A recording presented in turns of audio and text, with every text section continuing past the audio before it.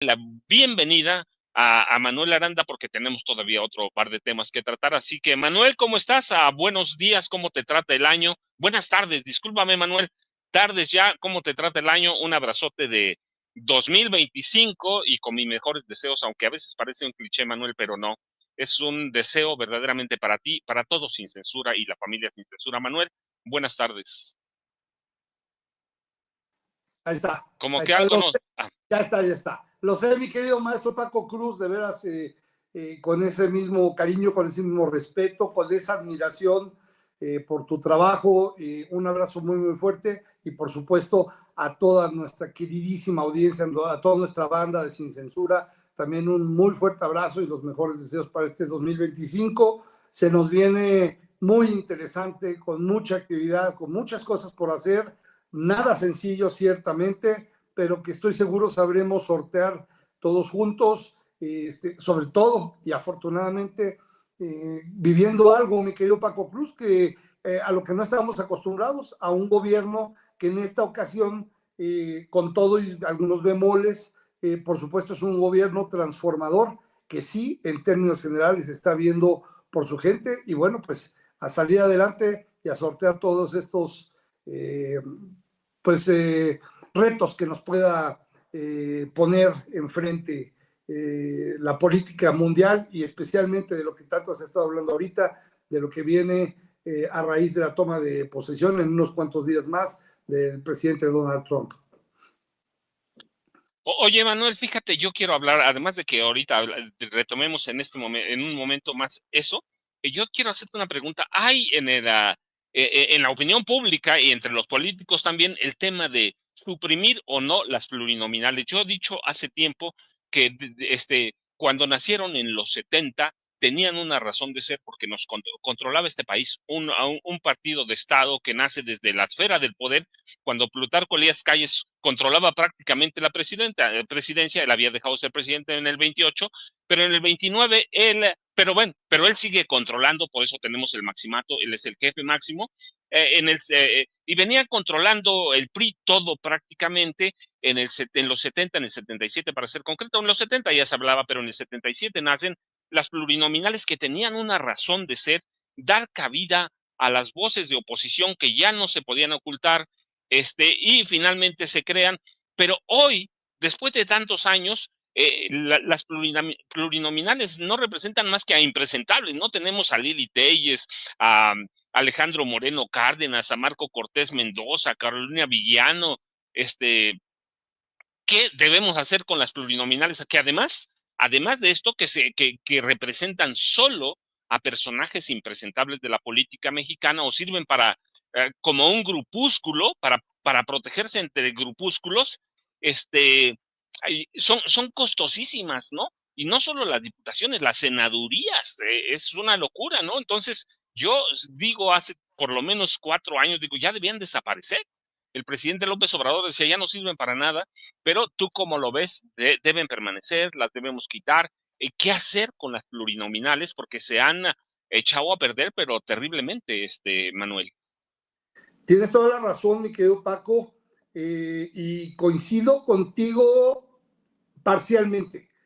Y te explico por qué tengo mi visión como abogado. Por supuesto que coincido contigo en lo que históricamente procuraban las plurinominales, que era lograr dar una representación a los grupos minoritarios. Esa es su esencia, ese era el espíritu del legislador cuando se estableció en la Constitución la posibilidad y después la realidad de que las plurinominales pudieran dar cierto nivel a la balanza. Y también es cierto lo que dices respecto de que quienes hoy día ostentan las plurinominales en términos generales son personajes impresentables, pero, y te lo digo como alguien que nunca ha militado en ningún partido, salvo en Morena, del cual soy fundador, te lo digo con un tema de autocrítica total. Pues si mencionamos a Corina Vigiano, a Lili Telles, pero ¿y por qué? Claro, no hay muchos plurinominales ahorita en Morena por la manera en la que se arrasó, pero el tema debería de ser más bien, y yo me inclino un poco más al lado de la opinión del senador que nos representa, el presidente del Senado en este momento, en el sentido de que las plurinominales sí tienen una utilidad, pero habría que buscar esquemas distintos para que verdaderamente se designe a las personas que amerite que puedan tener un cargo de ese tipo. Me explico, no es tema de que las plurinominales estén ocupadas ahorita, insisto, por estos personajes impresentables, lo cual tienes absolutamente la razón, pero el tema es de quienes los han designado en esos cargos. Pero tanto este fenómeno tan oscuro y tan de verdad pernicioso para el país es parte del prianato, del PRI fue parte del prianato y también del panato. Pues la verdad es que también lo ha sido en algunos momentos de nuestro propio partido de Morena. Ahí tienes a Sergio Mayer y ahí tienes a otros personajes que la verdad es que no son gente de base de Morena, no son gente que se haya ganado de ninguna manera la oportunidad de enarbolar y de representar a nuestro partido, y ahí están. Entonces, desde mi perspectiva, mi querido Paco, no, el problema no son las plurinominales, el problema es la manera en la que se entregan. Debería de haber un esquema para todos los partidos, no solo para el PRI, no solo para el PAN, o no solo para Morena, en el que verdaderamente tuviese que poder acceder a ese tipo de oportunidades, gente que sea de alguna manera de probada honestidad, de verdadera militancia, que tenga a lo mejor una prueba previa, una suerte de elección interna previa, pero realizada por las bases, no por dedazo, para que realmente esa representatividad que pretende dar el esquema de las plurinominales sea real y entonces tenga la autoridad que necesita y cumpla la función que requiere. Esa sería mi opinión al respecto, mi querido Paco. Fíjese, Manuel tiene yo no mencioné nombres de Morena porque los conocemos, Sergio Mayer, pero está Javier Correr Jurado, está Alejandro Ismael Murat Hinojosa, Erubiel Ávila, que fue gobernador del Estado de México. Sí, hay muchos impresentables. La cuestión que yo digo, y que plantea Manuel, es interesante, buscar un esquema. El problema que yo le veo es que buscarle un esquema es entrar a la vida interna de los partidos. Y lo que yo digo es, cuando nace en el 77, cuando Reyes Heroles es el último, yo digo, de los priistas decentes de este país, de los muy poquitos decentes, que eran las plurinominales, tenían una razón. El PRI se había creado desde arriba, es decir, desde la cúpula del jefe máximo de la revolución hacia abajo, y así se distribuía el poder. Ahora, y tenemos a Morena, que es un partido que nace desde abajo de la democracia. ¿Por qué yo digo, Manuel, no buscar mejor un esquema en el que esos partidos políticos, el PRI y el PAN en concreto, que son los únicos que hay en este momento, bueno, también tenemos al PT, que tiene muchos vicios, y al Partido Verde Ecologista de México? ¿Por qué no hacer o buscar esquemas que sean competitivos? Porque somos un país que tiene más legisladores que Estados Unidos, tenemos senadores de primera minoría, senadores plurinominales, y yo digo, ¿por qué no buscar esquemas que hagan que los partidos compitan como se debe hacer? Pero bueno, la opinión es de Manuel y yo estoy de acuerdo con él. Hay que buscar esquemas, aunque yo soy de la idea que debían desaparecer definitivamente por estos motivos, estos elementos que doy. Pero ¿qué hacer con estos partidos que en realidad, cuando nacen las plurinominales, el PRI las controlaba, pero ahora las controlaban ellos? Las reglas democráticas fueron las mismas, incluso impuestas por ellos. Manuel, ¿qué hacer con el PRI, con el PAN, con el PT y con el Partido Verde, o con los partidos nuevos que se vayan a sumar? Sí, es toda una complicación, es un reto lo que planteas, mi querido Paco.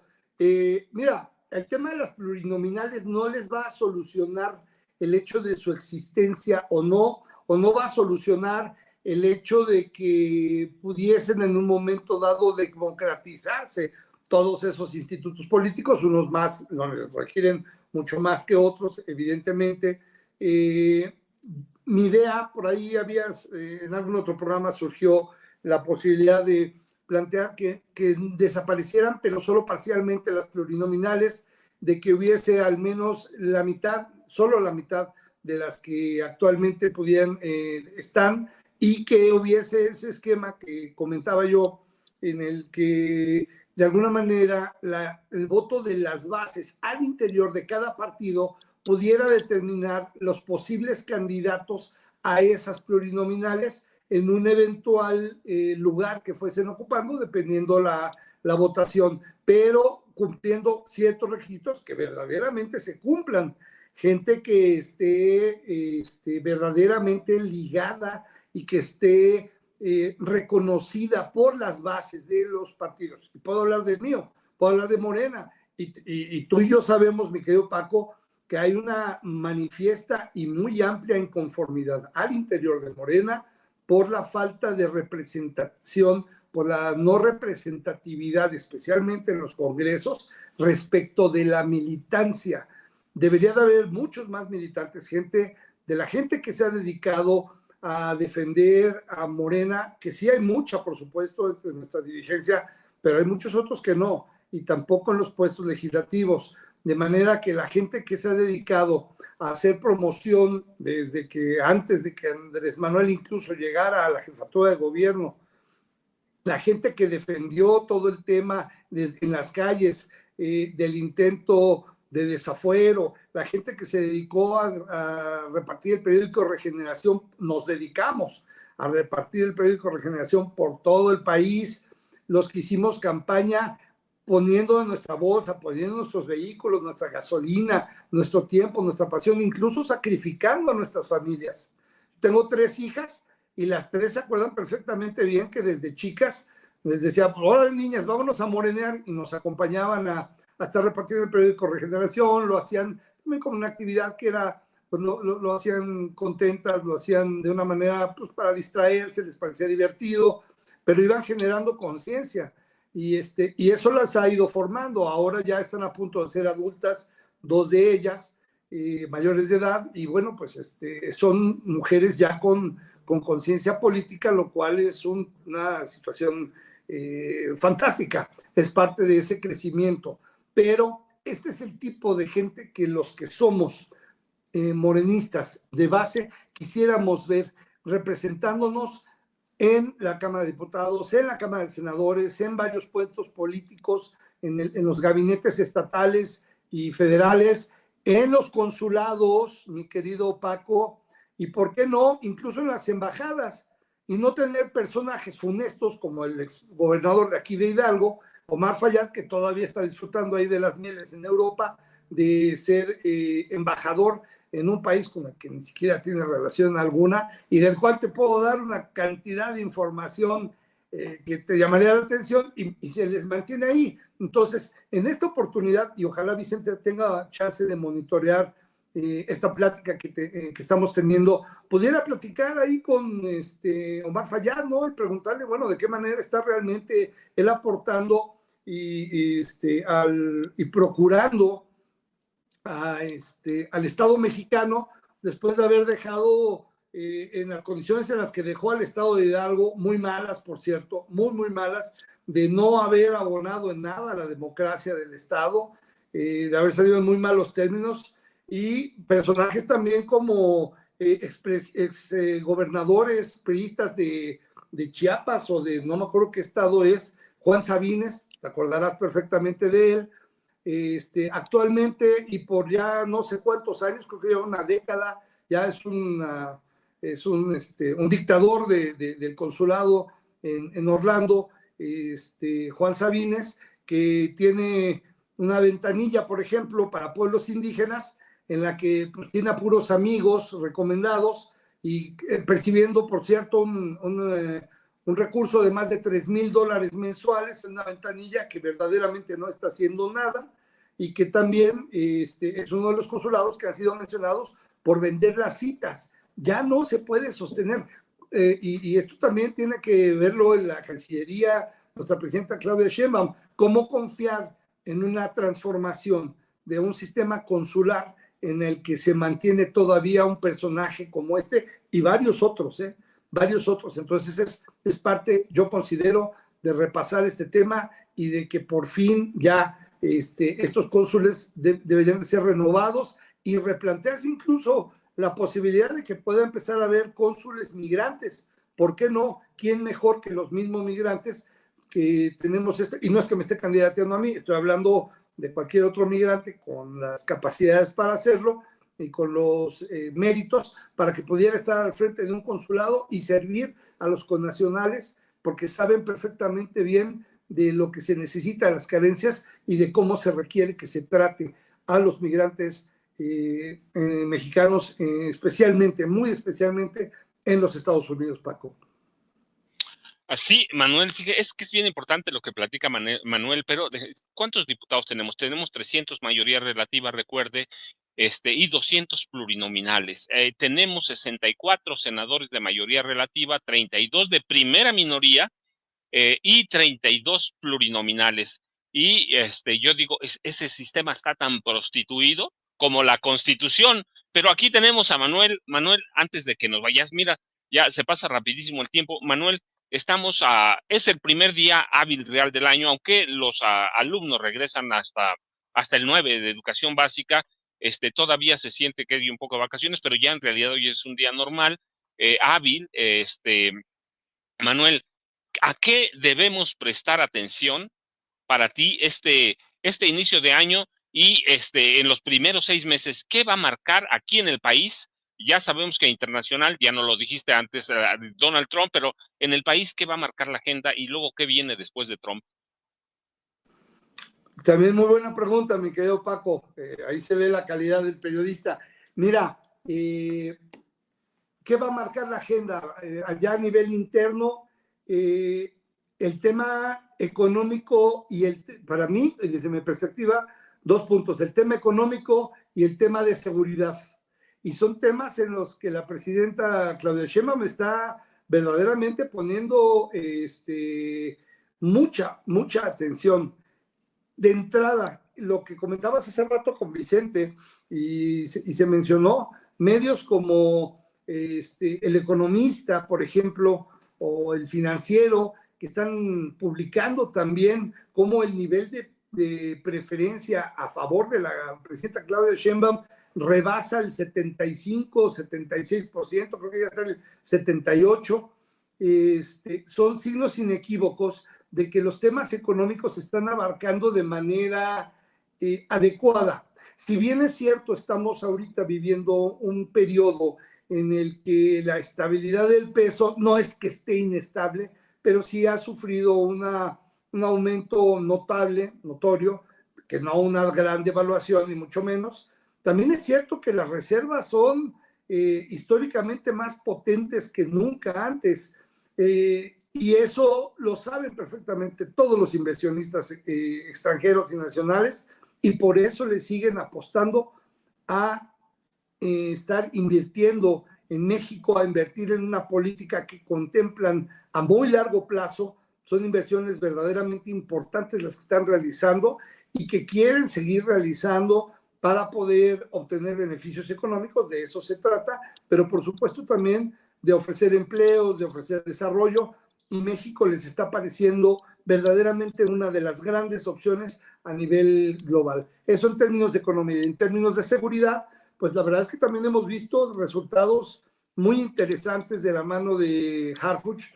En estos primeros meses, estamos ya con 100 días de este gobierno federal, hemos visto detenciones interesantes, pero también me ha tocado ver despliegues de fuerzas federales, policíacas, en varios lugares. Acabo de estar en Acapulco por unos días, verdaderamente notable la manera en la que hay presencia por allá. Acabo de ir también a Laredo, en Texas. El tema de Laredo, de todo Tamaulipas, pues se cuece un poquito aparte, pero aún así se ve mucha presencia de fuerzas federales cuidando el orden. No nos tocó saber ni ver ningún tema mayor, digo, y no es que algunos temas particulares de algunas personas no sean importantes, por supuesto que sí, pero temas mayores de seguridad, creo que están muy tranquilos, está controlado, y bueno, pues este desarrollo, como tú preguntabas, mi querido Paco, será la parte toral, el económico y el de seguridad, que permitirá que la gente en este arranque, en este primer año de gobierno de Claudia Sheinbaum, consolide bases firmes para de ahí en adelante poder seguir con el desarrollo que se espera que el país pueda tener. Manuel, ¿a dónde te podemos buscar? ¿A dónde te encontramos? Yo, como siempre, pero antes, inicio de año, no nos habíamos visto, te doy un abrazote, de veras mis mejores deseos. ¿A dónde te podemos buscar? ¿A dónde te encontramos? ¿Y con qué nos dejas este lunes a 6 de enero de 2025? Gracias, mi querido Paco Cruz. Pues nuevamente un abrazo muy fuerte, feliz Día de Reyes, feliz año, lo mejor para toda la familia Sin Censura. Y bueno, pues nos seguimos leyendo. Estamos ahorita por el tema de trabajo, mi querido Paco Cruz, al frente de la Dirección General de Atención al Migrante, aquí en el gobierno del estado de Hidalgo.